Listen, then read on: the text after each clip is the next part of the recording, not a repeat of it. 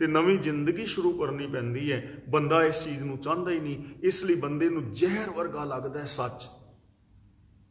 ਉਹ ਕਿਸੇ ਨੇ ਬਜ਼ੁਰਗ ਤੋਂ ਪੁੱਛਿਆ, ਆਂਦਾ ਬਾਪੂ ਮਿਰਚਾਂ ਕਿਹੜੇ ਮੌਸਮ ਵਿੱਚ ਲੱਗਦੀਆਂ ਨੇ? ਉਹਨੇ ਕਿਤੇ ਮਿਰਚਾਂ ਦੇ ਬੀਜ ਬੀਜਨੇ ਸੀ ਕਿ ਕਿਹੜੇ ਮੌਸਮ ਵਿੱਚ ਲਾਈਦੀਆਂ ਨੇ।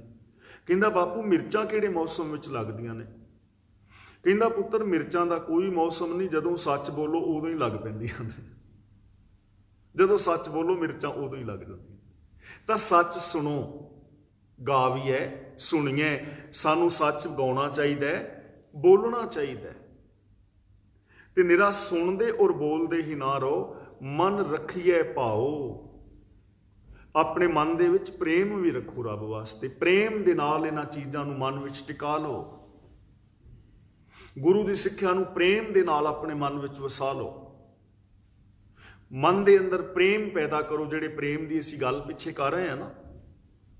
ਹੁਣ ਜੇ ਇਸ ਚੀਜ਼ ਨੂੰ ਪਿਛਲੀਆਂ ਗੱਲਾਂ ਨੂੰ ਯਾਦ ਰੱਖੋਗੇ ਨਾ, ਥੋੜਾ ਤੁਸੀਂ ਨੋਟ ਬਣਾਉਂਦੇ ਜਾਓਗੇ, ਪਿਛਲੀਆਂ ਜੋ ਅਸੀਂ ਪੌੜੀਆਂ ਵਿਚਾਰੀਆਂ ਨੇ ਉਹਨਾਂ ਨੂੰ ਯਾਦ ਰੱਖਦੇ ਜਾਓਗੇ, ਤਾਂ ਸਵਾਲ ਆਟੋਮੈਟਿਕਲੀ ਖਤਮ ਹੁੰਦੇ ਜਾਣਗੇ। ਤੇ ਜੇ ਜਪਜੀ ਸਾਹਿਬ ਦੀ ਬਾਣੀ ਖਤਮ ਹੋਣ ਤੋਂ ਬਾਅਦ ਵੀ ਤੁਸੀਂ ਸਵਾਲ ਪੁੱਛੇ ਇਸੇ ਸੰਬੰਧ ਵਿੱਚ, ਤਾਂ ਇਹਦਾ ਮਤਲਬ ਤੁਸੀਂ ਧਿਆਨ ਨਾਲ ਸੁਣਿਆ ਨਹੀਂ, ਅਪਣਾਇਆ ਨਹੀਂ। ਸਵਾਲ ਸਾਰੇ ਖਤਮ ਹੋ ਜਾਣਗੇ, ਕੋਈ ਸਵਾਲ ਨਹੀਂ ਰਹੇਗਾ, ਔਰ ਤੁਸੀਂ ਆਪਣੇ ਆਪ ਨੂੰ ਮੁਕਤ ਅਨੁਭਵ ਕਰੋਗੇ, ਆਪਣੇ ਆਪ ਨੂੰ ਜੀਵਨ ਮੁਕਤ ਅਨੁਭਵ ਕਰੋਗੇ, ਪ੍ਰੇਮ ਦੇ ਮੁਜੱਸਮੇ ਬਣ ਜਾਓਗੇ। ਇਹ ਗਾਰੰਟੀ ਹੈ। ਜੇ ਕੋਈ ਅਪਣਾਏਗਾ, ਗਾਵੀਏ ਸੁਣੀਏ, ਮਨ ਰੱਖੀਏ ਭਾਓ। ਮਨ ਦੇ ਅੰਦਰ ਪ੍ਰੇਮ ਰੱਖਣਾ ਚਾਹੀਦਾ ਗੁਰੂ ਦੀ ਬਾਣੀ ਲਈ, ਗੁਰੂ ਦੇ ਸਿਧਾਂਤਾਂ ਲਈ, ਰੱਬ ਦੇ ਗੁਣਾਂ ਲਈ, ਰੱਬ ਦੀ ਰਜ਼ਾ ਲਈ। ਤੇ ਜਿਹਦੇ ਨਾਲ ਪ੍ਰੇਮ ਹੋਵੇ ਉਹਦੇ ਵਾਸਤੇ ਤੇ ਸਮਰਪਣ ਕਰੀਦਾ ਨਾ। ਦੇਖੋ ਪ੍ਰੇਮ ਦੀ ਪਰਿਭਾਸ਼ਾ ਕੀ ਲਿਖਾਈ ਸੀ ਮੈਂ ਤੁਹਾਨੂੰ, ਯਾਦ ਹੈ ਕਿਸੇ ਨੂੰ? ਹੱਥ ਖੜਾ ਕਰੋ। ਕਿਹਨੂੰ ਕਿਹਨੂੰ ਯਾਦ ਹੈ ਪ੍ਰੇਮ ਦੀ ਪਰਿਭਾਸ਼ਾ? ਹੱਥ ਖੜਾ ਕਰੋ। Okay, very good. 2 3 ਹਾਂ 4। ਹੁਣ ਦੇਖੋ ਵਧੀਆ ਗੱਲ ਹੈ, ਸ਼ੁਭ ਔਰ ਨਿਸਵਾਰਥ ਭਾਵਨਾਵਾਂ ਦੇ ਨਾਲ ਕੀਤੇ ਹੋਏ ਆਤਮ ਸਮਰਪਣ ਦਾ ਨਾਮ ਪ੍ਰੇਮ ਹੈ। ਤੇ ਹੁਣ ਰੱਖੀਏ ਭਾਵ ਦਾ ਮਤਲਬ ਰੱਬ ਅੱਗੇ ਸਮਰਪਣ ਕਰ ਦਿਓ।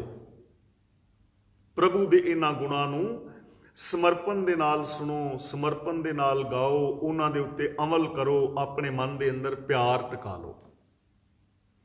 ਤੇ ਹੁਣ ਸਵਾਲ ਇਹ ਪੈਦਾ ਹੁੰਦਾ ਹੈ ਵੀ ਜਿਹੜਾ ਉਸ ਥਾਪਿਆ ਨਾ ਜਾਏ, ਕੀਤਾ ਨਾ ਹੋਏ, ਆਪੇ ਆਪ ਨਿਰੰਜਨ ਸੋਏ ਨੂੰ ਸੇਵੇਗਾ, ਜਿਹੜਾ ਉਹਦੇ ਗੁਣ ਗਾਏਗਾ ਉਹਨੂੰ ਮਾਣ ਮਿਲੇਗਾ, ਜਿਹੜਾ ਰੱਬ ਦੇ ਗੁਣਾਂ ਨੂੰ ਬੋਲੇਗਾ, ਗਾਏਗਾ, ਸੁਣੇਗਾ, ਮਨ ਵਿੱਚ ਪ੍ਰੇਮ ਧਾਰਨ ਕਰ ਲਵੇਗਾ, ਅਮਲ ਕਰੇਗਾ, ਉਹਨੂੰ ਮਿਲੇਗਾ ਕੀ? ਕਿਉਂਕਿ ਸਾਡੀ ਦੁਨੀਆ ਵਪਾਰ ਵਾਲੀ ਹੈ ਨਾ। ਅਸੀਂ ਕੋਈ ਚੀਜ਼ ਦੁਕਾਨ ਤੇ ਦਿੰਦੇ ਹਾਂ, ਵੇਚਦੇ ਹਾਂ, ਸਾਨੂੰ ਪੈਸੇ ਮਿਲਦੇ ਨੇ। ਅਸੀਂ ਦੁਕਾਨ ਤੇ ਪੈਸੇ ਦਿੰਦੇ ਹਾਂ, ਸਾਨੂੰ ਕੋਈ ਚੀਜ਼ ਮਿਲਦੀ ਹੈ। ਅਸੀਂ ਕਹਿੰਦੇ ਹਾਂ ਲੈਣ ਦੇਣ, ਵੀ ਜੇ ਮੈਂ ਤੈਨੂੰ ਇਹ ਚੀਜ਼ ਦਿਆਂਗਾ ਤੇ ਮੈਨੂੰ ਲਾਭ ਕੀ ਹੋਏਗਾ। ਸਾਨੂੰ ਐਵੇਂ ਸਮਝ ਜ਼ਿਆਦਾ ਆਉਂਦੀ ਹੈ ਲੈਣ ਦੇਣ ਦੇ ਸਵਾਲ, ਕਿਉਂਕਿ ਸਾਡੀ ਦੁਨੀਆ ਲੈਣ ਦੇਣ ਤੇ ਟਿਕੀ ਹੈ ਨਾ। ਤਾਂ ਜਦੋਂ ਅਸੀਂ ਇੰਨੇ ਗੁਣ ਅਪਣਾ ਲਵਾਂਗੇ ਤੇ ਉਹਨੂੰ ਮਿਲੇਗਾ ਕੀ? ਉਹਨੂੰ ਪ੍ਰਾਪਤੀ ਕੀ ਹੋਏਗੀ? ਕਿ ਉਹਦੇ ਯਤਨ ਵਿਅਰਥ ਜਾਏਗਾ? ਗੁਰੂ ਜੀ ਕਹਿੰਦੇ ਨੇ ਨਹੀਂ, ਜਿਹੜਾ ਐਸਾ ਕਰੇਗਾ ਨਾ, ਦੁੱਖ ਪਰਹਰ ਸੁਖ ਘਰ ਲੈ ਜਾਏ, ਉਹ ਆਪਣੇ ਦੁੱਖ ਨੂੰ ਦੂਰ ਕਰ ਦੇਵੇਗਾ। ਜਿਹੜਾ ਵੀ ਉਹਦਾ ਕੋਈ ਦੁੱਖ ਹੈ ਦੂਰ ਹੋ ਜਾਏਗਾ। ਸੁਖ ਘਰ ਲੈ ਜਾਏ, ਇੱਥੇ ਘਰ ਦੇ ਰਾਰੇ ਨਾਲ ਹੈ ਸਿਹਾਰੀ, ਘਰ ਵਿੱਚ ਲੈ ਜਾਏ ਦਾ ਮਤਲਬ ਲੈ ਜਾਏਗਾ, ਉਹ ਸੁੱਖਾਂ ਨੂੰ ਆਪਣੇ ਹਿਰਦੇ ਘਰ ਵਿੱਚ ਲੈ ਜਾਏਗਾ। ਉਹਦੇ ਅੰਦਰ ਸੁੱਖ, ਉਹਦੇ ਅੰਦਰ ਸ਼ਾਂਤੀ, ਉਹਦੇ ਅੰਦਰ ਖੇੜਾ, ਉਹਦੇ ਅੰਦਰ ਆਤਮਿਕ ਜੀਵਨ ਪ੍ਰਫੁੱਲਤ ਹੋ ਜਾਏਗਾ। ਉਹਦੇ ਅੰਦਰ ਸ਼ੁਭ ਗੁਣਾਂ ਦਾ ਬਾਗ ਖਿੜ ਜਾਏਗਾ। ਉਹਦੇ ਜੀਵਨ ਵਿੱਚ ਬਸੰਤ ਬਹਾਰ ਆ ਜਾਏਗੀ। ਉਸ ਦੀ ਜ਼ਿੰਦਗੀ ਦੇ ਅੰਦਰ ਇੱਕ ਨਵੀਂ ਜੀਵਨ ਰੋਹ ਸ਼ੁਰੂ ਹੋਏਗੀ, ਨਵਾਂ ਜੀਵਨ ਸ਼ੁਰੂ ਹੋਏਗਾ, ਖੁਸ਼ੀਆਂ, ਖੇੜੇ, ਆਨੰਦ ਔਰ ਪ੍ਰਸੰਨਤਾ।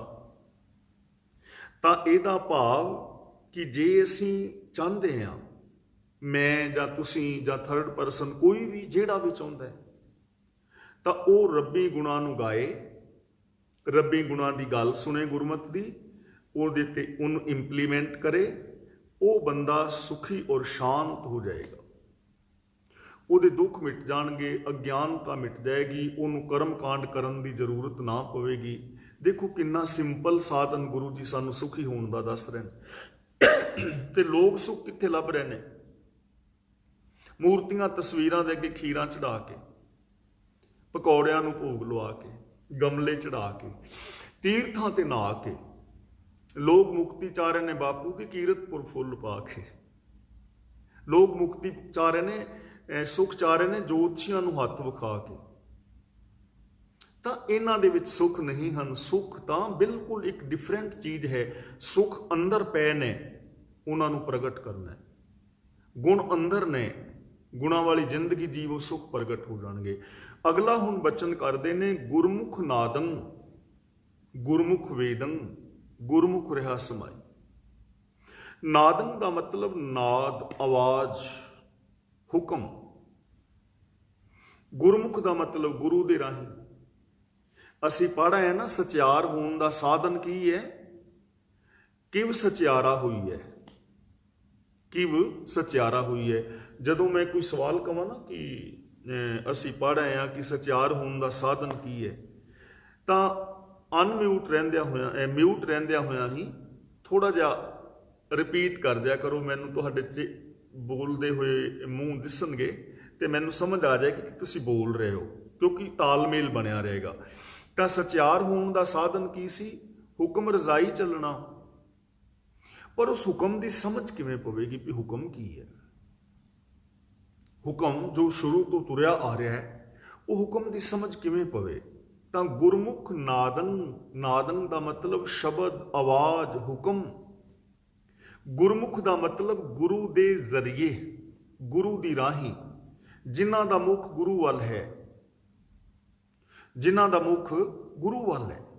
ਭਾਵ ਜੋ ਗੁਰੂ ਦੇ ਦੱਸੇ ਰਾਹਾਂ ਤੇ ਤੁਰ ਰਹੇ ਨੇ। ਗੁਰੂ ਦੇ ਰਾਹੀਂ ਸਾਨੂੰ ਸ਼ਬਦ ਦੀ ਸਮਝ ਆਏਗੀ, ਹੁਕਮ ਦੀ ਸਮਝ ਆਏਗੀ, ਸਿਫਤ ਸਲਾਹ ਦੀ ਸਮਝ ਆਏਗੀ ਕਿ ਰੱਬੀ ਹੁਕਮ ਕੀ ਹੈ, ਰੱਬੀ ਹੁਕਮ ਦੀ ਮਹਾਨਤਾ ਕੀ ਹੈ। ਜੇ ਹੁਕਮ ਦੇ ਅੰਦਰ, ਸਿਸਟਮ ਦੇ ਅੰਦਰ ਤੁਰਾਂਗੇ ਤਾਂ ਉਹਦਾ ਲਾਭ ਕੀ ਹੈ। ਜੇ ਹੁਕਮ ਵਿੱਚ ਨਹੀਂ ਤੁਰਾਂਗੇ ਤੇ ਹਾਨੀ ਕੀ ਹੈ, ਨੁਕਸਾਨ ਕੀ ਹੋਏਗਾ। ਇਸ ਚੀਜ਼ ਦੀ ਸਮਝ ਆਏਗੀ ਗੁਰੂ ਰਾਹੀਂ। ਇਸ ਲਈ ਅਸੀਂ ਗੁਰੂ ਗ੍ਰੰਥ ਸਾਹਿਬ ਜੀ ਦੀ ਪਾਵਨ ਬਾਣੀ ਪੜ੍ਹਨੀ ਹੈ। ਇਸ ਕਰਕੇ ਪੜ੍ਹਨੀ ਹੈ, ਗੁਰੂ ਗਿਆਨ ਹੈ ਨਾ। ਕਹੋ ਕਬੀਰ ਮੈਂ ਸੋ ਗੁਰ ਪਾਇਆ, ਜਾ ਕਾ ਨਾਉ ਵਿਵੇਕੋ। ਤੇ ਗੁਰਬਾਣੀ ਵਿੱਚ ਬਚਨ ਵੀ ਆਇਆ ਹੈ, ਮਨ ਸਮਝਾਵਨ ਕਾਰਨੇ ਕਛੁਅਕ ਪੜੀਏ ਗਿਆਨ। ਮਨ ਨੂੰ ਸਮਝਾਉਣ ਲਈ ਗਿਆਨ ਤੇ ਚਾਹੀਦਾ ਨਾ, ਸੂਝ ਚਾਹੀਦੀ ਹੈ, ਸਮਝ ਚਾਹੀਦੀ ਹੈ। ਜੇ ਸੂਝ ਨਹੀਂ, ਜੇ ਸਮਝ ਨਹੀਂ, ਤਾਂ ਬੰਦਾ ਪੈਸਾ ਔਰ ਤਾਕਤ ਹੁੰਦਿਆਂ ਵੀ ਜੀਵਨ ਬਾਜੀ ਨੂੰ ਹਾਰ ਜਾਂਦਾ ਹੈ। ਇਸ ਲਈ ਸੂਝ ਚਾਹੀਦੀ ਹੈ, ਸਮਝ ਚਾਹੀਦੀ ਹੈ, ਤੇ ਉਹ ਸਮਝ ਸਾਨੂੰ ਗੁਰੂ ਤੋਂ ਮਿਲੇਗੀ। ਤੇ ਯਾਦ ਰੱਖਣਾ, ਗੁਰੂ ਇਸ ਦੁਨੀਆ ਵਿੱਚ ਝੂਠੇ ਵੀ ਬਣੇ ਹੁੰਦੇ ਨੇ। ਕਾਚੇ ਗੁਰ ਤੇ ਮੁਕਤ ਨਾ ਹੁਆ। ਜੋ ਕੱਚਾ ਪਿੱਲਾ ਬੰਦਾ ਹੈ ਤੇ ਉਹ ਗੁਰੂ ਬਣ ਬੈਠੇ, ਉਹਦੇ ਤੋਂ ਮੁਕਤੀ ਨਹੀਂ ਹੋਣੀ, ਔਰ ਸੰਸਾਰ ਦੀ ਮੁਕਤੀ ਹੋਈ ਵੀ ਨਹੀਂ। ਕਿੰਨੇ ਗੁਰੂ ਨੇ, ਕਿੰਨੇ ਗੁਰੂ ਨੇ। ਗੁਰੂ ਤੇਗ ਬਹਾਦਰ ਜੀ ਦੇ ਸਮੇਂ 22 ਜਣੇ ਬਹਿ ਗਏ ਸੀ ਨਾ, ਸਿੱਖ ਇਤਿਹਾਸ ਮੁਤਾਬਕ। ਤਾਂ ਕੱਚੇ ਪਿੱਲੇ ਗੁਰੂ ਤੋਂ ਮੁਕਤੀ ਨਹੀਂ ਹੋਣੀ, ਜਿਹੜਾ ਆਪ ਕਰਮ ਕਾਂਡਾਂ ਵਿੱਚ ਫਸਿਆ ਹੋਇਆ ਹੈ। ਹੁਣ ਗੁਰੂ ਬਾਮਨ ਗੁਰੂ ਹੈ ਜਗਤ ਕਾ, ਪੁਜਾਰੀ ਗੁਰੂ ਬਣਿਆ ਸੀ ਨਾ। ਤੇ ਜਿਸ ਪਾਸੇ ਉਸ ਗੁਰੂ ਨੇ ਲੋਕਾਂ ਨੂੰ ਉਪਦੇਸ਼ ਦਿੱਤਾ, ਲੋਕਾਂ ਨੇ ਵਹੀਰਾਂ ਘੱਤ ਲਈਆਂ, ਜਿਹੇ ਮਾਰਗ ਪੰਡਿਤ ਗਏ ਪਾਛੇ ਪਰੀ ਵਹੀਰ। ਹੁਣ ਇਮੋਸ਼ਨਲ ਬਲੈਕਮੇਲਰ ਬੰਦੇ ਨੇ ਅਗਿਆਨਤਾ ਵਸ ਜਾਂ ਜਾਣ ਬੁੱਝ ਕੇ ਲੋਕਾਂ ਨੂੰ ਤੀਰਥਾਂ ਵੱਲ ਭਟਕਾ ਦਿੱਤਾ ਵੀ ਤੀਰਥਾਂ ਤੇ ਨਾਤਿਆਂ ਤੁਹਾਡੇ ਪਾਪ ਕੱਟੇ ਜਾਣਗੇ। ਤੀਰਥਾਂ ਤੇ ਜਾ ਕੇ ਪੁੰਨ ਦਾਨ ਕਰੋਗੇ, ਤੁਹਾਨੂੰ ਬਹੁਤ ਵੱਡਾ ਫਲ ਮਿਲੇਗਾ। ਲੋਕਾਂ ਨੇ ਤੀਰਥਾਂ ਵੱਲ ਵਹੀਰਾਂ ਕੱਤ ਦਿੱਤੀਆਂ ਤੇ ਅੱਗੇ ਪੁਜਾਰੀ ਜਾ ਕੇ ਆਪ ਬਹਿ ਗਿਆ ਵੀ ਦਾਨ ਪੁੰਨ ਹੁਣ ਕਿਹਨੂੰ ਕਰਨਾ, ਹੁਣ ਤੇ ਮੈਨੂੰ ਹੀ ਕਰੋਗੇ, ਫਿਰ ਕਰੋ। ਗਊ ਦਾਨ ਕਰੋ, ਪੈਸਾ ਦਾਨ ਕਰੋ, ਕੱਪੜੇ ਦਾਨ ਕਰੋ। ਔਰ ਇੱਥੋਂ ਤੱਕ ਲੋਕਾਂ ਨੇ ਆਪਣੀਆਂ ਨੌਜਵਾਨ ਔਰਤਾਂ ਵੀ ਦਾਨ ਕਰ ਦਿੱਤੀਆਂ, ਪ੍ਰੋਪਰਟੀ ਦਾਨ ਕਰ ਦਿੱਤੀ। ਤੇ ਜਾ ਕੇ ਕਾਸ਼ੀ ਦੇ ਅੰਦਰ ਇੱਕ ਆਰਾ ਰੱਖਿਆ ਹੁੰਦਾ ਸੀ ਪੁਜਾਰੀਆਂ ਨੇ, ਉਹਦੇ ਨਾਲ ਆਪਣੇ ਆਪ ਨੂੰ ਚਿਰਵਾ ਲਿਆ। ਕਿਹਾ ਜਾਂਦਾ ਸੀ ਜੇ ਕੋਈ ਸਰਵਸਵ ਦਾਨ ਕਰਕੇ ਉੱਥੇ ਚਿਰਾ ਲੇਗਾ, ਉਹ ਮੁਕਤ ਹੋ ਜਾਏਗਾ। ਭਗਤ ਰਵਿਦਾਸ ਜੀ ਨੇ ਮਿਸਾਲਾਂ ਦਿੱਤੀਆਂ ਨੇ, ਅਰਪੈ ਨਾਰ ਸ਼ਿੰਗਾਰ ਸਮੇਤ, ਸਗਲੀ ਸਿਮਰਤ ਸ਼੍ਰਵਣੀ ਸੁਣੈ, ਕਰੇ ਨਿੰਦ ਕਵਨੇ ਨਹੀਂ ਗੁਨੇ। ਪਰ ਕਿਸੇ ਗੁਣ ਨਹੀਂ ਜੇਕਰ ਤੁਸੀਂ ਕਿਸੇ ਦੀ ਬਦਖੋਈ ਕਰਦੇ ਹੋ। ਲੋਕਾਂ ਨੇ ਇਹ ਸੁਣਿਆ, ਸੁਣਾਇਆ, ਪ੍ਰਚਾਰਿਆ, ਲੋਕਾਂ ਨੇ ਵਹੀਰਾਂ ਕੱਤ ਲਈਆਂ ਜਿੱਧਰ ਪੁਜਾਰੀ ਨੇ ਪ੍ਰੇਰਿਆ। ਤੇ ਕਬੀਰ ਜੀ ਕਹਿੰਦੇ ਨੇ, ਇੱਕ ਅਵਕਟ ਘਾਟੀ ਰਾਮ ਕੀ, ਕੱਲ ਜਸਵਿੰਦਰ ਸਿੰਘ ਵੀਰ ਜੀ ਕੈਨੇਡਾ ਵਾਲੇ ਪੁੱਛ ਰਹੇ ਸਨ, ਇੱਕ ਅਵਕਟ ਘਾਟੀ ਰਾਮ ਕੀ, ਜਿਹਨੂੰ ਲੋਕ ਬੜੀ ਮੁਸ਼ਕਲ ਸਮਝਦੇ ਸਨ, ਉਹਦੇ ਤੇ ਕਬੀਰ ਜੀ ਚੜੇ ਹੋਏ ਨੇ, ਇਕੱਲੇ ਹੀ ਨੇ। ਕਿਉਂਕਿ ਸੱਚ ਬੜਾ ਔਖਾ ਹੈ ਨਾ। ਹੁਣ ਸੱਚ ਵਾਸਤੇ ਤੁਹਾਨੂੰ ਤਿਆਗ ਕਰਨਾ ਪੈਣਾ ਹੈ, ਤੱਤੀ ਤਵੀ ਤੇ ਬਹਿਣਾ ਪੈਣਾ ਹੈ, ਲੋਕਾਂ ਦੇ ਤਾਣੇ ਮੇਨੇ ਸਹਾਰਨੇ ਪੈਣੇ ਨੇ। ਤਾਂ ਇਸ ਲਈ ਗੁਰੂ ਪਾਤਸ਼ਾਹ ਜੀ ਕਹਿੰਦੇ ਨੇ, ਗੁਰਮੁਖ ਨਾਦੰ ਹੁਕਮ ਦੀ ਸੂਝ ਗੁਰੂ ਤੋਂ ਆਏਗੀ। ਤੇ ਕੱਚੇ ਪਿੱਲੇ ਗੁਰੂ ਦੇ ਪਿੱਛੇ ਨਾ ਪੈ ਜਾਓ। ਪੁਜਾਰੀਆਂ ਨੇ ਇਹੀ ਕੁਛ ਕੀਤਾ ਹੈ ਤੇ ਗੁਰੂ ਸਾਹਿਬ ਜੀ ਨੇ ਸਾਨੂੰ ਸਹੀ ਸੂਝ ਦਿੱਤੀ ਹੈ। ਇਸ ਲਈ ਜੇ ਸਹੀ ਸੂਝ ਲੈਣੀ ਹੈ ਤੇ ਬਾਣੀ ਦੇ ਨਾਲ ਡਾਇਰੈਕਟ ਆਪ ਜੁੜੋ, ਆਪ ਪੜੋ। ਜੋ ਮੈਂ ਵੀ ਤੁਹਾਡੇ ਨਾਲ ਵਿਚਾਰ ਕਰ ਰਿਹਾ ਨਾ, ਇਹਨਾਂ ਨੂੰ ਵੀ ਆਪ ਵਿਚਾਰੋ ਕਿ ਠੀਕ ਵੀ ਹੈ ਨਾ ਕਿ ਨਹੀਂ। ਸੱਚ ਦੀ ਕਸਵੱਟੀ ਤੇ ਪਰਖੋ। ਮੇਰੇ ਤੇ ਵੀ ਐਵੇਂ ਵਿਸ਼ਵਾਸ ਨਾ ਕਰੋ, ਆਪ ਪੜੋ। ਕਿਉਂਕਿ ਅਸੀਂ ਸਾਰੇ ਗੁਰੂ ਦੇ ਸਿੱਖ ਹਾਂ ਨਾ, ਮੈਂ ਵੀ ਤੁਸੀਂ ਵੀ। ਗੁਰਮੁਖ ਨਾਦੰ, ਗੁਰਮੁਖ ਵੇਦੰ। ਵੇਦੰ ਦਾ ਮਤਲਬ ਗਿਆਨ। ਵੇਦ ਸ਼ਾਸਤਰਾਂ ਤੋਂ ਲੋਕ ਗਿਆਨ ਲੈਂਦੇ ਨੇ। ਗੁਰੂ ਰਾਹੀਂ ਸਾਨੂੰ ਗਿਆਨ ਮਿਲਦਾ ਹੈ। ਤੇ ਗਿਆਨ ਜੇ ਨਾ ਹੋਏ ਤੇ ਅਗਿਆਨਤਾ ਵਿੱਚ ਤੇ ਟੱਕਰਾਂ ਨੇ ਨਾ। ਹਨੇਰੇ ਦੇ ਵਿੱਚ ਤੁਰਨਾ ਕਿੰਨਾ ਔਖਾ ਹੈ। ਬਿਨਾਂ ਲਾਈਟ ਤੋਂ, ਜੇ ਕਿਸੇ ਵੀ ਕਾਰ ਬੱਸ ਦੀ ਲਾਈਟ ਨਾ ਹੋਵੇ ਤੇ ਬਿਨਾਂ ਲਾਈਟ ਤੋਂ ਗੱਡੀਆਂ ਚਲਾਉਣੀਆਂ ਹੋਣ ਤੇ ਕੀ ਹਾਲ ਹੋਏਗਾ। ਹਨੇਰੇ ਦੇ ਵਿੱਚ ਤੇ ਆਪਣੀਆਂ ਰੱਖੀਆਂ ਚੀਜ਼ਾਂ ਆਪਣੇ ਘਰ ਦੇ ਵਿੱਚੋਂ ਨਹੀਂ ਲੱਭਦੀਆਂ। ਹਨੇਰੇ ਦੇ ਵਿੱਚ ਤੇ ਕਿਸੇ ਵੀ ਟੋਏ ਟਿੱਬੇ ਦੇ ਵਿੱਚ ਬੰਦਾ ਟੋਏ ਦੇ ਵਿੱਚ ਡਿੱਗ ਸਕਦਾ ਹੈ, ਖੂਹ ਖਾਤੇ 'ਚ ਡਿੱਗ ਸਕਦਾ ਹੈ। ਹਨੇਰੇ ਦੇ ਵਿੱਚ ਬੰਦਾ ਕੰਡਿਆਂ ਮਲਿਆਂ ਦੇ ਵਿੱਚ ਫਸ ਸਕਦਾ ਨਾ। ਚਾਨਣ ਚਾਹੀਦਾ। ਇਸੇ ਤਰ੍ਹਾਂ ਆਤਮਿਕ ਤੌਰ ਤੇ ਵੀ ਟੋਏ ਟਿੱਬੇ ਨੇ। ਕਿਤੇ ਬੰਦਾ ਅਗਿਆਨਤਾ ਵਸ ਹੰਕਾਰ ਦੇ ਟਿੱਬੇ ਤੇ ਚੜ ਕੇ ਆਪਣੇ ਆਪ ਨੂੰ ਵੱਡਾ ਸਮਝੀ ਜਾਂਦਾ ਹੈ ਤੇ ਕਿਤੇ ਬੰਦਾ ਨੈਗੇਟਿਵਿਟੀ ਦੇ ਟੋਏ ਦੇ ਅੰਦਰ ਡਿੱਗ ਪੈਂਦਾ। ਕਬਹੂ ਜੀੜਾ ਊਬ ਚੜਤ ਹੈ, ਕਬਹੂ ਜਾਏ ਪਿਆਲੇ, ਲੋਭੀ ਜੀੜਾ ਥਿਰ ਨਾ ਰਹਿਤ ਹੈ, ਚਾਰੇ ਕੁੰਡਾ ਭਾਲੇ। ਇਸ ਲਈ ਗਿਆਨ ਗੁਰੂ ਤੋਂ ਮਿਲੇਗਾ। ਗੁਰਮੁਖ ਰਹਾ ਸਮਾਈ। ਗੁਰੂ ਰਾਹੀਂ ਸਾਨੂੰ ਇਹ ਸਮਝ ਹੋ ਆਵੇਗੀ ਕਿ ਰੱਬ ਇਸ ਜਗਤ ਦੇ ਅੰਦਰ ਸਮਾਇਆ ਹੋਇਆ ਹੈ, ਉਹ ਵੱਖਰਾ ਨਹੀਂ।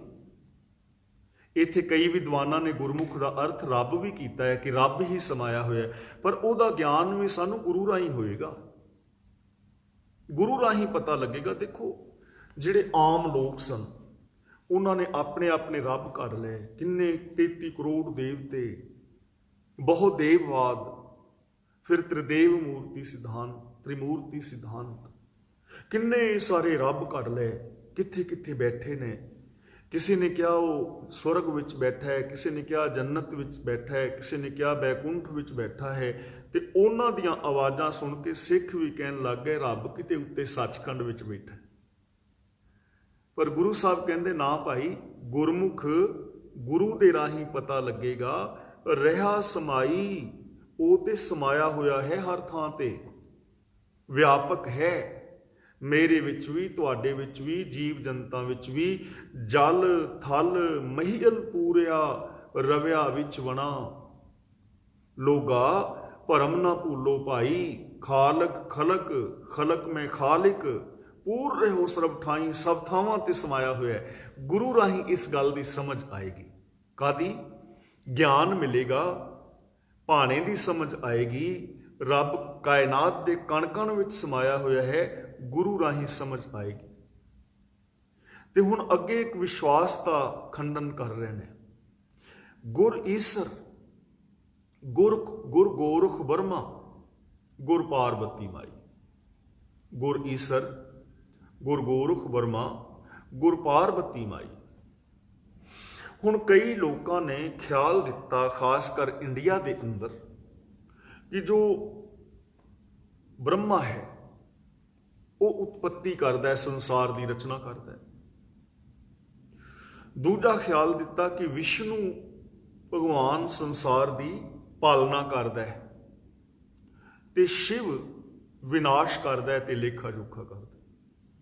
ਤੇ ਜੋ ਪਾਰਬਤੀ ਮਾਈ ਹੈ ਵਿਸ਼ਨੂੰ ਦੀ ਪਤਨੀ ਹੈ ਜਾਂ ਸ਼ਿਵ ਦੀ ਹੈ, ਜਿਸ ਤੇ ਕਈ ਨਾਮ ਨੇ, ਮਾਇਆ ਆਦਿਕ, ਉਹ ਸਾਨੂੰ ਹੋਰ ਦਾਤਾਂ ਦਿੰਦੀ ਹੈ। ਔਰ ਅਲੱਗ-ਅਲੱਗ ਦਾਤਾਂ ਵਾਸਤੇ ਅਲੱਗ-ਅਲੱਗ ਦੇਵਤੇ ਨਿਸ਼ਚਿਤ ਕੀਤੇ ਗਏ। ਇਹ ਲੋਕਾਂ ਦੀ ਮਨੌਤ ਸੀ। ਤਾਂ ਜੇ ਕਿਸੇ ਦੀ ਮਨੌਤ ਹੈ, ਉਹ ਮੰਨਦਾ ਹੈ, ਉਹਨੂੰ ਮੁਬਾਰਕ ਹੈ। ਪਰ ਗੁਰੂ ਪਾਤਸ਼ਾਹ ਜੀ ਕਹਿੰਦੇ ਨੇ ਸਾਡੇ ਵਾਸਤੇ ਗੁਰੂ ਹੀ ਸ਼ਿਵ ਹੈ। ਸ਼ਿਵ ਦਾ ਮਤਲਬ ਗੁਰੂ ਹੀ ਸ਼ਿਵ ਹੈ, ਕਿ ਸਾਡੇ ਵਾਸਤੇ ਗੁਰੂ ਤੋਂ ਇਲਾਵਾ ਹੋਰ ਕਿਸੇ ਦੀ ਕੋਈ ਵੈਲਿਊ ਨਹੀਂ ਹੈ। ਕਿਉਂ? ਕਿ ਗੁਰੂ ਰਾਹੀਂ ਸਾਨੂੰ ਇਹਨਾਂ ਦੀ ਅਸਲੀਅਤ ਦਾ ਪਤਾ ਲੱਗਦਾ ਹੈ। ਅਸੀਂ ਪਿੱਛੇ ਅੱਗੇ ਚੱਲ ਕੇ ਪੜਾਂਗੇ, ਸੁਣਿਆ ਸਿੱਧ ਪੀਰ ਸੁਰਨਾਥ। ਕਈਆਂ ਵਿਦਵਾਨਾਂ ਨੇ ਇਸ ਦੇ ਅਰਥ ਕੀਤੇ ਨੇ ਕਿ ਰੱਬ ਦੇ ਨਾਮ ਵਿੱਚ ਸੁਰਤ ਜੋੜਨ ਦੇ ਨਾਲ ਸਿੱਧ ਪੀਰ ਸੁਰਨਾਥ ਵਾਲੀ ਪਦਵੀ ਮਿਲ ਜਾਂਦੀ ਹੈ। ਪਰ ਗੁਰਦੇਵ ਨੇ ਤਾਂ ਇਹਨਾਂ ਪਦਵੀਆਂ ਨੂੰ ਰੱਦ ਕੀਤਾ ਹੈ। ਸਿੱਧ ਹੋਵਾਂ ਸਿੱਧ ਲਾਈ ਰੇਦਾ ਖਾਂ ਆਓ, ਗੁਪਤ ਪ੍ਰਗਟ ਹੋਏ ਬੈਸਾਂ ਲੋਕ ਰਾਖੇ ਭਾਓ, ਮਤ ਦੇਖ ਫੂਲਾਂ ਵਿਸਰੇ ਤੇ ਰਚਿਤ ਨਾ ਹੋਵੇ। ਤਾਂ ਇਹਦਾ ਮੀਨਿੰਗ ਇਹ ਹੈ, ਸੁਣਿਆ ਸਿੱਧ ਪੀਰ ਸੁਰਨਾਥ ਕੇ ਗੁਰੂ ਦੀ ਸਿੱਖਿਆ ਸੁਣਨ ਦੇ ਨਾਲ ਸਾਨੂੰ ਸਿੱਧਾਂ ਪੀਰਾਂ ਦੇਵਤਿਆਂ ਦੀ ਅਸਲੀਅਤ ਬਾਰੇ ਗਿਆਨ ਹੋ ਜਾਂਦਾ ਹੈ ਕਿ ਅਸਲੀਅਤ ਕੀ ਹੈ। ਹੁਣ ਜੇ ਅਸਲੀਅਤ ਦਾ ਗਿਆਨ ਨਹੀਂ ਤੇ ਭਰਮ ਚ ਪੈ ਰਹੋਗੇ ਨਾ। ਹਿਰਨ ਨੂੰ ਅਸਲੀਅਤ ਦਾ ਗਿਆਨ ਨਹੀਂ, ਉਹ ਬਹੁਤ ਦੂਰ ਪਾਣੀ ਵੇਖ ਰਿਹਾ ਹੈ, ਰੇਤੇ ਵਿੱਚ ਪਾਣੀ ਹੈ ਨਹੀਂ, ਦਿਸ ਰਿਹਾ ਹੈ। ਹਿਰਨ ਭੱਜਦਾ ਜਾਂਦਾ ਹੈ ਜਾਂ ਅਖੀਰ ਪਿਆਸੇ ਦੀ ਮੌਤ ਹੋ ਜਾਂਦੀ ਹੈ। ਭਰਮ ਹੈ ਨਾ, ਹਰ ਚੰਦੌਰੀ ਦੇਖ ਕੇ ਭਰਮ ਪੈਦਾ ਹੁੰਦਾ ਹੈ। ਰਾਤ ਨੂੰ ਰੱਸੀ ਪਈ ਹੈ ਤੇ ਸਾਡੇ ਅੰਦਰ ਭਰਮ ਪੈਦਾ ਹੋ ਗਿਆ ਕਿ ਸੱਪ ਹੈ ਤੇ ਅਸੀਂ ਡਰ ਜਾਂਦੇ ਹਾਂ।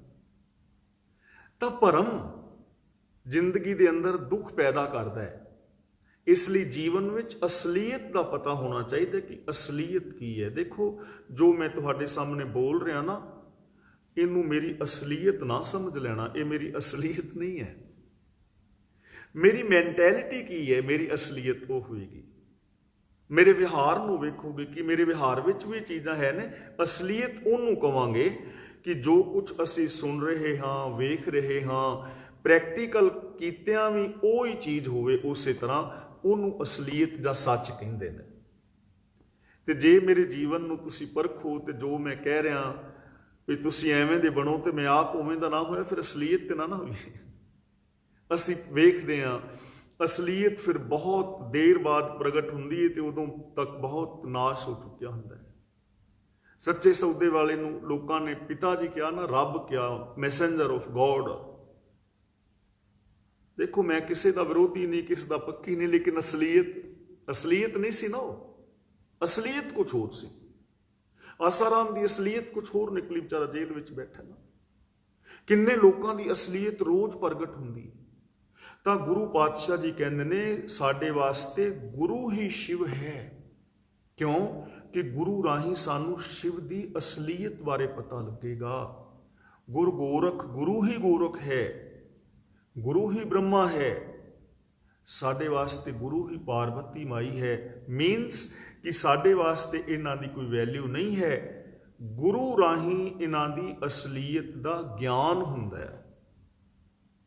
ਗੁਰੂ ਰਾਹੀਂ ਗਿਆਨ ਹੁੰਦਾ ਹੈ। ਇਸ ਲਈ ਗੁਰੂ ਦੀ ਮਹਾਨਤਾ ਹੈ। ਅਸਲੀਅਤ ਨੂੰ ਜਾਣਨਾ ਹੈ। ਹੁਣ ਜੇ ਅਸੀਂ ਕਹੀਏ ਕਿ ਬ੍ਰਹਮਾ ਨੇ ਸੰਸਾਰ ਪੈਦਾ ਕੀਤਾ ਹੈ, ਤਾਂ ਬ੍ਰਹਮਾ ਨੂੰ ਸਿਰਫ ਇੰਡੀਆ ਵਿੱਚ ਲੋਕ ਜਾਣਦੇ ਨੇ। ਗੋਰਿਆਂ ਨੂੰ ਕਹੋ ਕਿ ਬ੍ਰਹਮਾ ਨੇ ਸੰਸਾਰ ਬਣਾਇਆ ਦੁਨੀਆ, ਤੇ ਉਹ ਕਹਿਣਗੇ ਵੀ ਉਹ ਕੌਣ ਹੈ। ਅਰਬ ਕੰਟਰੀ ਵਿੱਚ ਕਹੋ ਬ੍ਰਹਮਾ ਨੇ ਬਣਾਇਆ, ਉਹਨਾਂ ਨੇ ਕਹਿਣਾ ਵੀ ਉਹ ਕੌਣ ਹੈ। ਤਾਂ ਅਸਲੀਅਤ ਨਹੀਂ ਨਾ ਹੈ। ਕਿਸੇ ਵਿਗਿਆਨਿਕ ਨੂੰ ਕਹੋ ਤਾਂ ਕਹੇਗਾ, ਕਿਸੇ ਬੱਚੇ ਨੂੰ, ਨਿੱਕੇ ਜਿਹੇ ਨੂੰ ਕਹੋ, ਉਹਨੇ ਤੁਹਾਡੇ ਤੇ ਹੱਸਣਾ ਹੈ। ਤਾਂ ਸਿਰਜਕ ਇੱਕੋ ਹੀ ਹੈ, ਇੱਕ ਓੰਕਾਰ ਇੱਕ ਹੀ ਹੈ। ਜਿਸ ਤਰ੍ਹਾਂ ਹੀ ਉਤਪत्ति, ਲੈਤਾ, ਪਾਲਣਾ ਔਰ ਸੰਚਾਲਨ ਹੋ ਰਿਹਾ ਹੈ, ਉਹ ਇੱਕ ਹੀ ਹੈ। ਉਹਦੇ ਰਾਹੀਂ ਉਤਪत्ति ਹੋ ਰਹੀ ਹੈ, ਉਹਦੇ ਰਾਹੀਂ ਪਾਲਣਾ ਹੋ ਰਹੀ ਹੈ, ਉਹਦੇ ਰਾਹੀਂ ਵਿਸ਼ਵਾਸ ਮਿਲ ਰਿਹਾ ਹੈ, ਜਿਹੜਾ ਹੈ ਨਿਆਂ ਹੋ ਰਿਹਾ ਹੈ, ਵਿਨਾਸ਼ ਹੋ ਰਿਹਾ ਹੈ, ਉਹਦੇ ਰਾਹੀਂ ਹੀ ਦਾਤਾਂ ਮਿਲ ਰਹੀਆਂ ਨੇ। ਉਹ ਇੱਕ ਹੀ ਹੈ। ਇਹਦਾ ਪਤਾ ਸਾਨੂੰ ਗੁਰੂ ਰਾਹੀਂ ਲੱਗੇਗਾ। ਇਸ ਲਈ ਗੁਰੂ ਦੀ ਮਹਾਨਤਾ ਹੈ, ਗਿਆਨ ਦੀ ਮਹਾਨਤਾ ਹੈ, ਗੁਰੂ ਦੇ ਦਿੱਤੇ ਵੇ ਆਫ ਲਾਈਫ ਦੀ ਮਹਾਨਤਾ ਹੈ। ਹੁਣ ਅਗਲਾ ਬਚਨ ਕਰਦੇ ਨੇ, ਜੇ ਹੋਂ ਜਾਣਾ ਆਖਾਂ ਨਾਹੀ, ਕਹਿਣਾ ਕਥਨ ਨਾ ਜਾਈ। ਦੇਖੋ ਜੇ ਸ਼ਬਦ ਵਰਤਿਆ ਹੈ, ਜੇ ਦਾ ਮਤਲਬ ਸਪੋਜ਼, ਮੰਨ ਲਓ, ਜੇ ਮੈਂ ਜਾਣ ਲਵਾਂ। ਪਹਿਲੀ ਗੱਲ, ਹੁਕਮ ਨੂੰ ਜਾਣਿਆ ਨਹੀਂ ਨਾ ਜਾ ਸਕਦਾ। ਪਹਿਲੀ ਕਹਿ ਨੇ ਹੁਕਮੀ ਹੋਵਨ ਜੀ, ਹੁਕਮੀ ਹੋਵਨ ਆਕਾਰ, ਹੁਕਮ ਨਾ ਕਹਿਆ ਜਾਈ। ਭਈ ਹੁਕਮ ਦੀ ਸਮੱਗਰ ਵਿਆਖਿਆ ਨਹੀਂ ਕੀਤੀ ਜਾ ਸਕਦੀ। ਹੁਣ ਇੱਥੇ ਸਪੋਜ਼ ਸ਼ਬਦ ਲੈ ਕੇ ਇਹ ਚੀਜ਼ ਨੂੰ ਸਮਝਣਾ। ਸਪੋਜ਼, ਜਿਵੇਂ ਅਸੀਂ ਸਵਾਲ ਕੱਢਣਾ ਹੋਏ ਨਾ ਐਲਜਬਰਾ ਦੇ ਵਿੱਚ ਖਾਸ ਕਰਕੇ, ਤੇ ਉੱਥੇ ਅਸੀਂ ਕਹਿੰਦੇ ਸੀ ਮਾਨਾ ਮੂਲਧਨ x ਹੈ, ਜਾਂ ਗਣਿਤ ਦਾ ਕੋਈ ਸਵਾਲ ਮਾਨਾ ਮੂਲਧਨ x ਹੈ, ਤੇ ਉਹ ਫਿਰ ਉਹਦਾ ਆਨਸਰ ਲੱਭ ਲਈਦਾ ਸੀ ਮੰਨ ਲਓ। ਇੱਥੇ ਜੇ ਦਾ ਮਤਲਬ ਮੰਨ ਲਓ, ਸਪੋਜ਼, ਜੇਕਰ। ਹੋਂ ਜਾਣਾ, ਮੈਂ ਜਾਣ ਵੀ ਲਵਾਂ। ਤਾਂ ਗੁਰੂ ਪਾਤਸ਼ਾਹ ਜੀ ਕਹਿੰਦੇ ਨੇ ਆਖਾਂ ਨਾਹੀਂ, ਮੈਂ ਕਹਿ ਨਹੀਂ ਪਾਵਾਂਗਾ, ਕਿਉਂਕਿ ਕਹਿਣਾ ਕਥਨ ਨਾ ਜਾਈ, ਉਹਨੂੰ ਬਿਆਨ ਹੀ ਨਹੀਂ ਕੀਤਾ ਜਾ ਸਕਦਾ। ਕਿਵੇਂ ਬਿਆਨ ਕਰੋ? ਕੋਈ ਸਾਧਨ ਨਹੀਂ ਹੈ। ਕਹੋ ਕਬੀਰ ਗੂੰਗੇ ਗੁੜ ਖਾਇਆ, ਪੁੱਛੇ ਤੇ ਕਿਆ ਕਹੀਏ।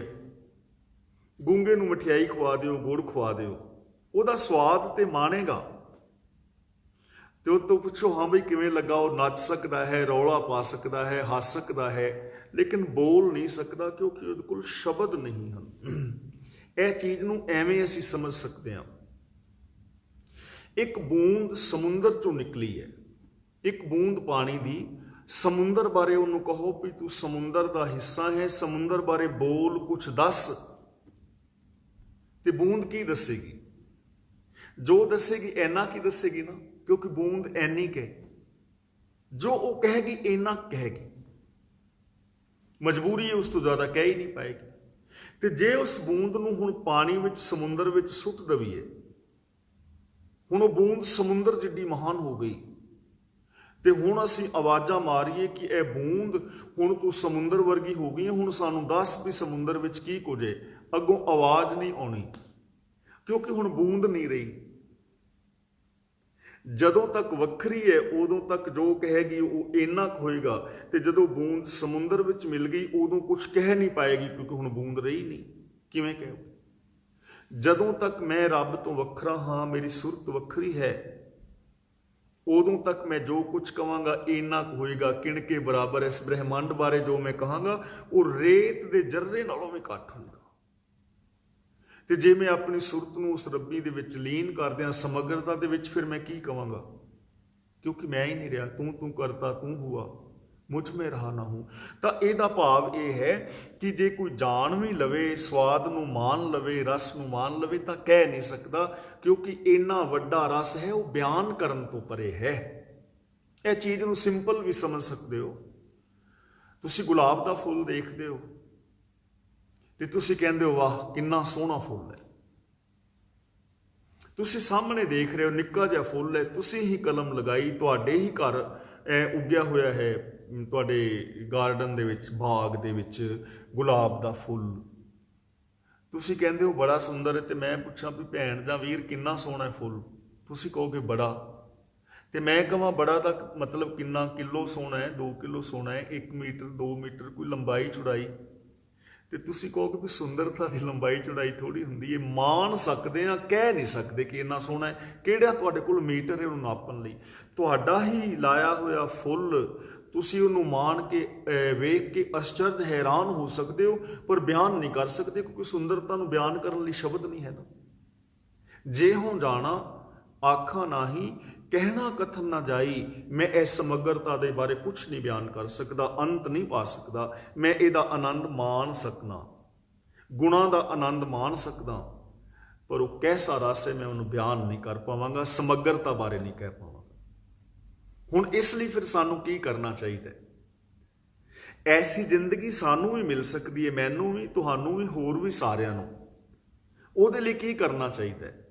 ਉਹਦੇ ਲਈ ਗੁਰਾ ਇੱਕ ਦੇਹ ਬੁਝਾਈ। ਇੱਥੇ ਗੁਰਾ ਨਹੀਂ ਪੜਨਾ।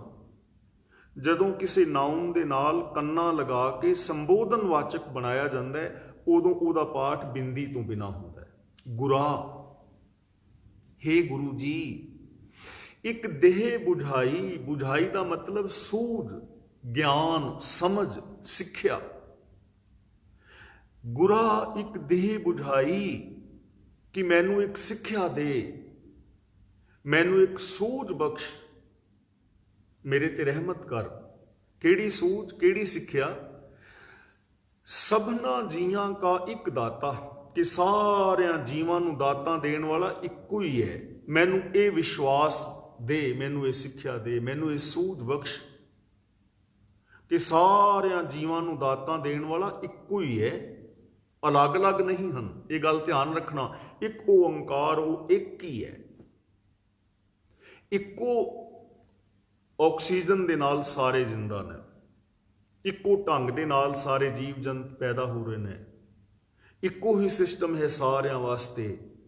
ਇੱਕੋ ਤਰੀਕੇ ਨਾਲ ਹੀ ਸਾਨੂੰ ਜਿਹੜੀਆਂ ਨੇ ਦਾਤਾਂ ਮਿਲ ਰਹੀਆਂ ਨੇ, ਜੀਵਨ ਮਿਲ ਰਿਹਾ ਹੈ। ਅਸੀਂ ਵੇਖ ਰਹੇ ਹਾਂ ਤਾਂ ਅੱਖਾਂ ਦਾ ਆਕਾਰ ਜਾਂ ਵੇਖਣ ਦਾ ਢੰਗ ਵੱਖਰਾ ਹੋ ਸਕਦਾ ਹੈ, ਪਰ ਸਿਸਟਮ ਤਾਂ ਇੱਕ ਹੀ ਹੈ। ਪਾਚਨ ਦਾ ਤੰਤਰ ਸਾਡਾ ਇੱਕੋ ਹੀ ਹੈ। ਦਾਤਾਂ ਦੇਣ ਵਾਲਾ ਦਾਤਾ ਇੱਕੋ ਹੀ। ਧਰਤੀ ਵਿੱਚ ਪੈਦਾਇਸ਼ ਇਹ ਥੋੜਾ ਵੀ ਕੋਈ ਦੇਵੀ ਦੇਵਤਾ ਰੱਖ ਰਿਹਾ, ਤੇ ਜਦੋਂ ਹੈ ਹੀ ਇੱਕ, ਜੇ ਇਹਦੇ ਤੇ ਅਮਲ ਕਰ ਲਿਆ ਜਾਏ ਤੇ ਸਾਰੇ ਸਵਾਲ ਰੱਦ ਹੋ ਜਾਣਗੇ ਨਾ, ਖਤਮ ਹੋ ਜਾਣਗੇ ਸਾਰੇ ਸਵਾਲ। ਕੋਈ ਸਵਾਲ ਰਹਿ ਹੀ ਨਹੀਂ ਜਾਣਾ ਕਿ ਭਾਈ ਜੀ ਮੈਨੂੰ ਇਹ ਦੱਸੋ ਵੀ ਜੋਤਸ਼ੀ ਵੀ ਹੱਥ ਵੇਖ ਲੈਂਦੇ ਨੇ, ਉਹ ਸਾਡੀ ਕਿਸਮਤ ਬਦਲ ਦਿੰਦੇ ਨੇ। ਤਾਂ ਇਹ ਚੀਜ਼ ਨੂੰ ਸਮਝੋ ਕਿ ਸਭਨਾ ਜੀਆਂ ਕਾ ਇੱਕ ਦਾਤਾ ਇੱਕ ਹੈ, ਤੇ ਜੋਤਸ਼ੀ ਕਿੱਥੋਂ ਆ ਗਿਆ ਵਿੱਚ? ਬਾਬਾ ਪੁੱਤਰ ਦੇ ਸਕਦਾ, ਫਲਾਂ ਬਾਬੇ ਕੋਲੋਂ, ਤੇ ਇਹਨੂੰ ਵੇਖੋ, ਸਭਨਾ ਜੀਆਂ ਕਾ ਇੱਕ ਦਾਤਾ, ਇੱਕੋ ਹੀ ਹੈ ਦਾਤਾ, ਤੇ ਬਾਬਾ ਕਿੱਥੋਂ ਆ ਗਿਆ? ਬਾਬਾ ਪਾਸ ਕਰਾ ਸਕਦਾ ਕਿਸੇ ਨੂੰ? ਉਹ ਤੇ ਆਪ 10ਵੀਂ ਫੇਲ ਹੈ। ਸਭਨਾ ਜੀਆਂ ਕਾ ਇੱਕ ਦਾਤਾ, ਇੱਕੋ ਹੀ ਹੈ ਸਿਸਟਮ। ਸਾਰੇ ਸਵਾਲ ਖਤਮ ਹੋ ਜਾਣਗੇ, ਕੋਈ ਸਵਾਲ ਨਹੀਂ ਬਚਣਾ। ਔਰ ਜ਼ਿੰਦਗੀ ਦੇ ਵਿੱਚ ਮੋਟੀਵੇਸ਼ਨ ਮਿਲੇਗਾ, ਇੰਸਪਾਇਰੇਸ਼ਨ ਮਿਲੇਗਾ, ਅੰਦਰੋਂ ਵਿਲ ਪਾਵਰ ਪੈਦਾ ਹੋਏਗੀ, ਚਾਰ ਚੁਫੇਰੇ ਖੁਸ਼ੀਆਂ ਨਜ਼ਰੀ ਆਉਣਗੀਆਂ। ਇਹਨਾਂ ਚੀਜ਼ਾਂ ਨੂੰ ਸਮਝਣਾ ਹੈ। ਸਭਨਾ ਜੀਆਂ ਕਾ ਇੱਕ ਦਾਤਾ, ਸੋ ਮੈਂ ਵਿਸਰ ਨਾ ਜਾਈ। ਇਹ ਗੱਲ ਕਦੀ ਮੈਨੂੰ ਨਾ ਭੁੱਲੇ, ਇਹ ਗੱਲ ਮੈਨੂੰ ਕਦੀ ਨਾ ਭੁੱਲੇ। ਮੈਨੂੰ ਇਹ ਗੱਲ ਬੁਝਾ ਦੇ ਗੁਰਾ, ਇੱਕ ਦੇਹ ਬੁਝਾਈ। ਇੱਥੇ ਇੱਕ ਦਾ ਕੱਕਾ ਮੁਕਤਾ ਹੈ, ਇਹ ਇੱਕ ਜਿਹੜਾ ਹੈ ਫੀਮੇਲ ਜੈਂਡਰ ਹੈ। ਇੱਕ ਦੇਹ ਬੁਝਾਈ, ਇੱਕ ਬੁਝਾਈ ਦਾ ਮਤਲਬ ਇੱਕ ਸਿੱਖਿਆ, ਕਿ ਹੇ ਗੁਰੂ ਮੈਨੂੰ ਇੱਕ ਸਿੱਖਿਆ ਦੇ, ਮੈਨੂੰ ਸੂਝ ਬਖਸ਼, ਮੈਨੂੰ ਵਿਸ਼ਵਾਸ ਦਿਵਾ। ਮੇਰਾ ਇਹ ਵਿਸ਼ਵਾਸ ਬਣ ਜਾਏ। ਕਿਹੜਾ ਵਿਸ਼ਵਾਸ? ਕਿ ਸਭਨਾ ਜੀਆਂ ਕਾ ਇੱਕ ਦਾਤਾ, ਇੱਕੋ ਹੀ ਹੈ ਦਾਤਾ। ਇੱਕੋ ਤਰੀਕੇ ਨਾਲ ਜੀਵਨ ਮਿਲ ਰਿਹਾ ਹੈ, ਇੱਕੋ ਬ੍ਰਹਿਮੰਡ ਚੋਂ ਮਿਲ ਰਿਹਾ ਹੈ। ਸਾਰਿਆਂ ਜੀਵਾਂ ਲਈ ਕਾਨੂੰਨ ਇੱਕੋ ਹੀ ਨੇ, ਸਿਸਟਮ ਇੱਕੋ ਹੀ ਹੈ, ਕੋਈ ਵੱਖਰਾ ਸਿਸਟਮ ਨਹੀਂ ਹੈ। ਸੋ ਮੈਂ ਵਿਸਰ ਨਾ ਜਾਈ। ਇਹ ਗੱਲ ਕਦੇ ਵੀ ਮੈਨੂੰ ਭੁੱਲੇ ਨਾ, ਇਹ ਗੱਲ ਸਦਾ ਮੇਰੇ ਦਿਮਾਗ ਦੇ ਵਿੱਚ ਰਹੇ। ਤੇ ਜਦੋਂ ਇਹ ਗੱਲਾਂ ਸਾਰੀਆਂ ਦਿਮਾਗ ਵਿੱਚ ਆ ਜਾਣਗੀਆਂ ਨਾ, ਜਿਹੜੀਆਂ ਅੱਜ ਅਸਾਂ ਸੁਣੀਆਂ ਨੇ, ਵਿਚਾਰੀਆਂ ਨੇ, ਇਹਨਾਂ ਨੂੰ ਇੰਪਲੀਮੈਂਟ ਕਰਾਂਗੇ ਤਾਂ ਫਿਰ ਅਸੀਂ ਸਚਿਆਰ ਹੋ ਜਾਵਾਂਗੇ। ਫਿਰ ਅਸੀਂ ਸਚਿਆਰ ਹੋ ਜਾਵਾਂਗੇ। ਰੱਬ ਵਿੱਚ ਸਮਾ ਕੇ ਬੰਦਾ ਰੱਬ ਵਰਗਾ ਹੀ ਹੋ ਜਾਏਗਾ। ਤਾਂ ਅੱਜ ਦੀ ਵਿਚਾਰ ਇੱਥੇ ਸਮਾਪਤ ਕਰਦੇ ਹਾਂ। ਅੱਜ ਦੀ ਇਸ ਪੌੜੀ ਨੂੰ ਜੋ ਆਪਨੇ ਬੜੇ ਪਿਆਰ ਨਾਲ ਸਰਵਣ ਕੀਤਾ ਹੈ, ਅਸੀਂ ਸਾਰੇ ਵੀਰਾਂ ਭੈਣਾਂ ਨੇ ਮਿਲ ਕੇ ਵਿਚਾਰਿਆ ਹੈ, ਤੇ ਇਹ ਸਮਝ ਲੈਣਾ ਕਿ ਅਸੀਂ ਸਾਰੇ ਗੁਰੂ ਦੇ ਬੱਚੇ ਹਾਂ। ਮੈਂ ਵੀ ਤੁਹਾਡੇ ਵਰਗਾ ਤੁਹਾਡਾ ਵੀਰ ਹਾਂ, ਤੁਸੀਂ ਮੇਰੇ ਵਰਗੇ ਮੇਰੀਆਂ ਭੈਣਾਂ ਹੋ, ਵੀਰ ਹੋ। ਅਸੀਂ ਸਾਰੇ ਗੁਰੂ ਦੇ ਬੱਚੇ ਹਾਂ, ਤੇ ਸਾਰੇ ਅਸੀਂ ਮਿਲ ਕੇ ਵਿਚਾਰ ਰਹੇ ਹਾਂ, ਤੇ ਅਸੀਂ ਇਸ ਵਿਚਾਰ ਮੁਤਾਬਕ ਜ਼ਿੰਦਗੀ ਜੀਣੀ ਹੈ। ਇਸ ਪੌੜੀ ਦੇ ਅੰਦਰ ਜੋ ਅਸਾਂ ਵਿਚਾਰਿਆ ਹੈ, ਜੇ ਇਹਦੇ ਬੇਸ ਦੇ ਉੱਤੇ ਸਵਾਲ ਤੁਹਾਡਾ ਕੋਈ ਹੋਏ ਤਾਂ ਉਹ ਸਵਾਲ ਕਰ ਸਕਦੇ ਹੋ, ਆਪਣੇ ਵਿਊਜ਼ ਦੇ ਸਕਦੇ ਹੋ। ਵੀਰ ਤਰਲੋਚਨ ਸਿੰਘ ਜੀ ਅਨਮਿਊਟ ਹੋ ਗਏ ਨੇ, ਹੁਣ ਅਗਲੀ ਕਾਰਵਾਈ ਉਹ ਕਰ ਰਹੇ ਨੇ। ਮੈਂ ਇੱਥੇ ਫਤਿਹ ਬੁਲਾਉਣਾ। ਮੇਰੇ ਵੱਲੋਂ ਹੋਈਆਂ ਭੁੱਲਾਂ ਦੀ ਖਿਮਾ ਗੱਜ ਕੇ ਬੁਲਾਓ ਜੀ। ਵਾਹਿਗੁਰੂ ਜੀ ਕਾ ਖਾਲਸਾ, ਵਾਹਿਗੁਰੂ ਜੀ ਕੀ ਫਤਿਹ।